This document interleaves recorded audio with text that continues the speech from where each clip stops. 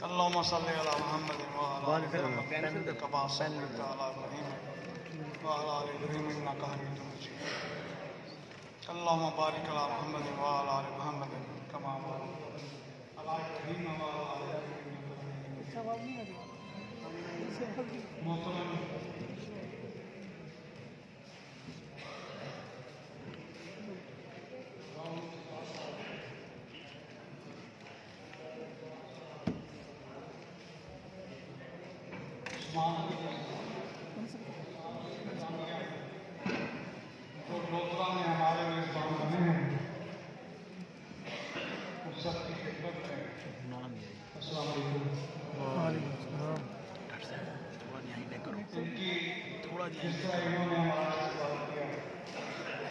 इस पुरजोश इस्तकबाल के लिए मैं इनका ख़ास तौर पर शुक्रिया अदा करता हूँ और ये हमें इस्तकबाल इंशाअल्लाह हमेशा याद रहेगा।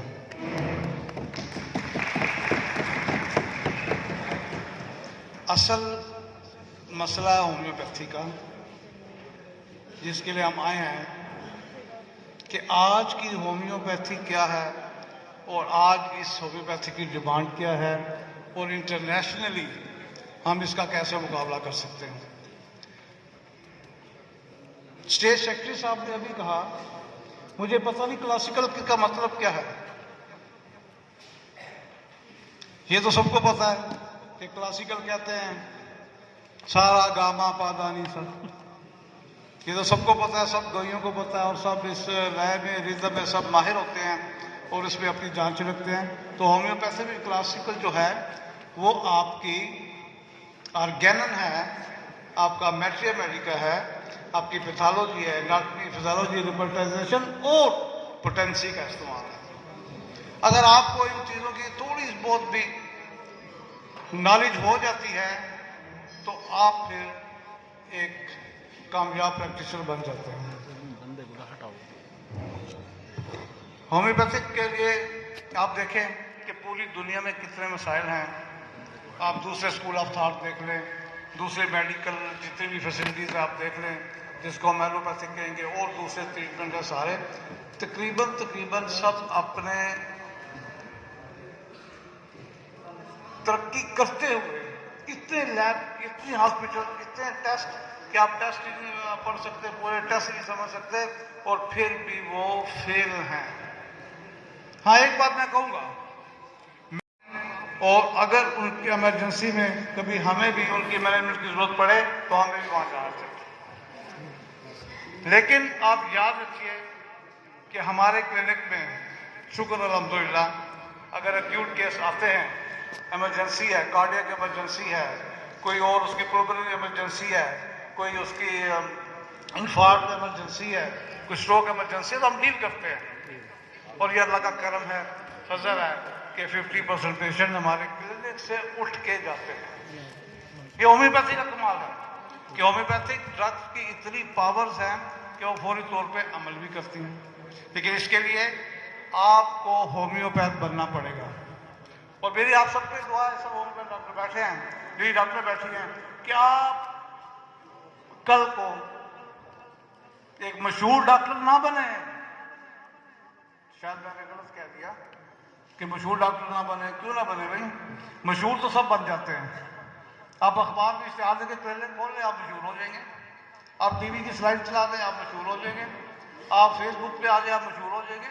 आप सोशल मीडिया पे आ जाए, आप मशहूर हो जाएंगे। लेकिन मैं जो तरीका बता रहा हूँ, इस पे काम करेंगे तो आप मशहूर नहीं होंगे, बल्कि आप मकबूल होंगे। और जितने हमारे होम्योपैथ डॉक्टर जो हैं, जो आज इस दुनिया में हैं या नहीं है, अगर वो उनका नाम है तो उनके मकबूल होने की वजह से, मशहूर होने की वजह से नहीं। अब मकबूल किस तरह होते थे? हमारे पास आज भी मिल जाते हैं, वो जी फलां डॉक्टर शरीफ साहब थे, फलां डॉक्टर रियाज साहब थे, उन्होंने एक एक पुड़िया दी और वो मर्ज ठीक हो गया। आज भी हम एक पुड़िया का जादू दिखा सकते हैं, क्योंकि होम्योपैथी की सच्चाई तो हमेशा कायम रहेगी। जो 200 साल पहले हानेमन साहब ने ये पेश कर दिया, एक बहुत बड़ा मेडिकल मंसूबा, और इसकी सच्चाई कोई ख़त्म नहीं कर सकता। इसकी सच्चाई का जादू सर चढ़ कर बोलता रहेगा, लेकिन आपको पढ़ना पड़ेगा। अक्सर डॉक्टर बैठे होते हैं, किसी को नुस्खा मिल जाए, कोई टिप मिल जाए। टिप भी है इसमें, क्लिनिकल टिप है, थेराप्यूटिक टिप है, आपके फिंगर टिप्स हैं। अगर हम मेडिसिन बताएं आप उससे भी प्रैक्टिस चलेगी, लेकिन याद रखिए मकबूल होने के लिए आपको होम्योपैथी से इश्क करना पड़ेगा, होम्योपैथी में डूबना पड़ेगा, होम्योपैथी को अपने अंदर एब्जॉर्ब करना पड़ेगा।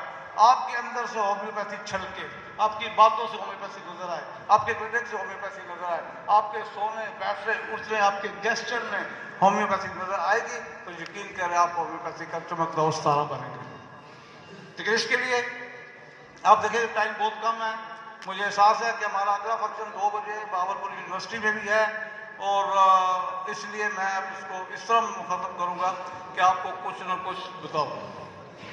अब देखिए कि हमें जब तक होम्योपैथी में हम माइंड को नहीं पढ़ेंगे हम कामयाब नहीं हो सकते।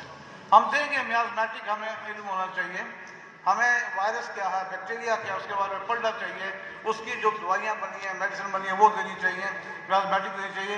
लेकिन अगर माइंड की एक सिम्टम भी मिल जाती है तो आपका केस वहीं से ठीक होता है और क्योर होना शुरू होता है। लेकिन हमें माइंड पढ़ना पड़ेगा। माइंड क्या है? This is not mind, this is दिमाग। ये आप सबका दिमाग है। यहाँ कुछ लोग दिमाग के साथ बैठे हैं और कुछ लोग माइंड के साथ बैठे हैं, लेकिन होम्योपैथी के लिए माइंड चाहिए होगा। माइंड क्या है? Your mind is your self. आपका जो माइंड है वो आप है, और अगर माइंड नहीं है आपका इलाज नहीं हो सकता। अगर मजाज नहीं है तो होम्योपैथी में मजाज का इलाज, होम्योपैथी के बगैर होम्योपैथी मजाज के बगैर इलाज नहीं कर सकती। यहाँ मैंने कुछ देखा, कुछ लोग माइंड के बगैर बैठे हुए हैं। माइंड ना कीजिए, कुछ लोग माइंड के बगैर बैठे हैं, कुछ लोग दिमाग के साथ बैठे हैं, माइंड के साथ बैठे हैं। और माइंड के बगैर कौन बैठे हैं? जिनकी आंखें झूल रही हैं नींद की वजह से, जिनकी आंखें बंद हो रही हैं। अगर हम किसी सोए बंदे का हम कोई सिम्टम नहीं दे सकते, कोई माइंड की सिम्टम नहीं पूछ सकते, कोई जेस्चर नहीं चेक कर सकते, तो हम फिर कुछ भी उसकी दवाई सिलेक्ट नहीं कर सकते। किसी बेहोश आदमी का हम माइंड नहीं पढ़ सकते, माइंड नहीं देख सकते, तो हम उसका इलाज नहीं कर सकते। इसलिए आप माइंड पे जाएंगे सबसे पहले, आपको हो सकता है एक अलामत मिल जाए। कल भी मैंने बताया था, मैं बता दूं कि जो लोग जहां बैठे हैं, अभी तालियां बज रही थी, क्योंकि मुझे तालियां देख के याद आ जाता है, मैं रिपीट कर रहा हूं कि अगर जो लोग, सिर्फ हम इसमें दवाई सिलेक्ट कर सकते हैं कि जो लोग हमेशा तालियां इस तरह बजाते हैं तो उनकी दवाई सिट्रामोनियम होती है। और भाई कुछ लोग ऐसे क्यों तालियां बजाते हैं, कुछ लोग ऐसे क्यों बजाते हैं, कुछ लोग डेस्क क्यों दबाते हैं, कुछ लोग ऐसे क्यों करते हैं? हमारी इन सब की मेडिसिन अलग है। अगर ऐसे तालियां बज रही हैं तो सिट्रामोनियम है, अगर ऐसे बज रही हैं तो सिकेलकार है, अगर ऐसे बज रही है तो जलसीमियम है, अगर दबा रहे हैं तो ओपियम है। आप इस चीज पे सिलेक्ट करें। आपके कितने बच्चे जो आपके क्लिनिक में आते हैं, ऑटिज्म के बच्चे, आपके सीपी के बच्चे, आपके और बच्चे, आप उनको इस पे सबसे पहले एक दवाई दें, देखें कि वो ठीक होना शुरू हो जाए। और होम्योपैथी अगर माइंड पे आऊँ तो मेरी तकलीफ लंबी हो जाएगी, लेकिन आज टाइम ऐसा शॉर्ट है कि मुझे सब एहसास है, सब लोगों का, आगे भी जो हमारे गेस्ट हैं उनका भी एहसास है। लेकिन मैं एक बात बताऊं कि होम्योपैथी के लिए आपको होम्योपैथ बनना पड़ेगा। मैं अपनी जाती मिसाल देता हूं, उसके बाद खत्म करता हूं कि हमारा ओढ़ना बिछाना मेरा और डॉक्टर अली साहब का पिछले 30-35 साल से इकट्ठा ही है। अगर हम रातों को 3 बजे तक लेने के बाद भी बैठते जाते तो इकट्ठे होम्योपैथी की बातें करते हैं। आज से 35 साल पहले भी हम होम्योपैथी की बातें करते थे, लेकिन जब हम जवान थे हम कुछ और बातें भी कर सकते थे, लेकिन हमने होम्योपैथी की ही बातें की, होम्योपैथी को समझने की कोशिश की। और आप ये देखें कि होम्योपैथिक में ऐसी मेडिसिन भी है कि आप ऑर्गन मेडिसिन है, आपकी टिप्स पे है। अगर कोई आदमी आके कहता है कि मेरा पेट बढ़ गया है और वो आदमी है, वो मेल है, तो उसको आप स्टाफिसेग्रिया दे 2 महीने देख उसका पेट कम हो जाता है। अगर वो खातून पेशेंट आ जाती है, कहती मेरा पेट बढ़ गया, उसको सीपी आप दे 2-3 महीने उसका पेट कम हो जाएगा। अगर किसी के कूल्हे हैवी हैं, जो कि बड़ी प्रॉब्लम होती है, अब वो लेडीज में, जेंट्स में, तो आप पल्सरटीला 2-3 महीने के बाद देखें रिलीज हो जाती है। अगर यहाँ पे चर्बी आ गई है, पीछे चर्बी आ गया, आप एसिड नाइट्रिक दें, तो ऐसे भी होम्योपैथी चल सकती है। लेकिन जब तक हम माइंड पे नहीं जाएंगे हम मकबूल नहीं होंगे। और मैं चाहता हूं कि आप सब मकबूल हों और होम्योपैथी के समुंदर में डूब के इसकी खिदमत करें।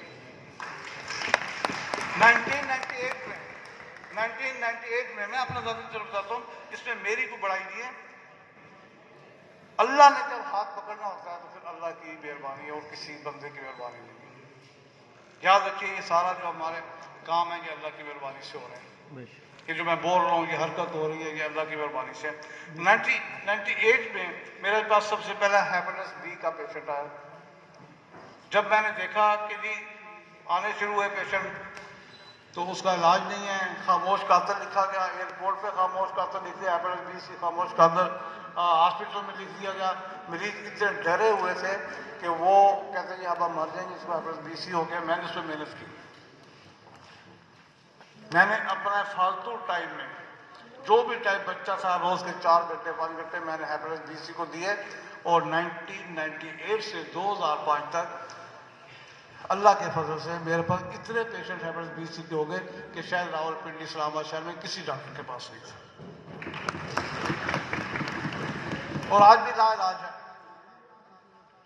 और मेरे पास सैकड़ों सबूत है जो पेशेंट ठीक हुए, उनके एंटीबॉडीज टेस्ट नेगेटिव हुए। क्योंकि एंटीबॉडीज टेस्ट आप देखिए कि एलोपैथिक साइड पे तो सब्र ही नहीं है कि वो कभी ठीक होगा और मरीज में एंटीबॉडीज के खिलाफ बनेंगे। लेकिन हमारे पास मेडिसिन है। शुरू में मैं टेलिडोनियम देता रहा, कार्डस देता रहा, नेट्रोसोल देता रहा, चलो ग्लैब्रा देता रहा, जोनेंथस देता रहा, फास्फोरस दी, बायोनिया दी। 98 की बात ही देता रहा, लेकिन नहीं कामयाबी हो रही थी। जब माइंड पे आया, उसके बाद मेडल्टीज पे आया, तो मरीज ठीक होना शुरू हो गए।